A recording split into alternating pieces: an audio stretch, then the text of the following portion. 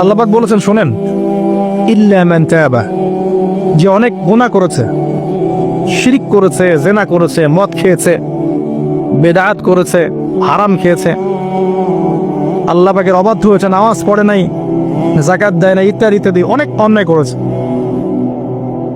একদিন তওবা করে ফিরে এসেছে। আল্লাহ পাক বলছেন ইল্লা মান তাবা, যে ব্যক্তি তওবা করে ফিরে আসলো, ওয়া আমানা, এবং ঈমান নিয়ে আসলো, ওয়া আমিলা আমালান সালিহান, এবং এখন থেকে সৎ আমল করা শুরু করলো, হোক সে নারী বা পুরুষ, যে কেউ, যে কোনো বয়সের, যে কোনো বর্ণের, যে কোনো ভাষার, যে কোনো দেশের, এগুলো কিচ্ছু যায় আসে না আল্লাহ পাকের। ইন্নাল্লাহা লা ইয়ানজুরু ইলা আজসামিকুম ওয়ালা ইলা সুওয়ারিকুম ওয়ালাকিন ইয়ানজুরু ইলা কুলুবিকুম ওয়া আমালিকুম।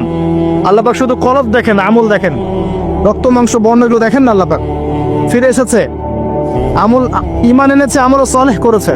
আল্লাহ পাক বলছে উলাইকা, এরাই তারা, ইউবাদদিলুল্লাহু সাইয়্যাতিহিম হাসানাত, এরাই সেই ব্যক্তি যাদের সমস্ত গুনাহকে আমি আল্লাহ নেকি দিয়ে পরিবর্তন করে দেব। এসব আল্লাহ অপেক্ষা করছেন আপনার জন্য। আপনার কাছে আসার গল্পটা হোক আল্লাহর কাছে আসা।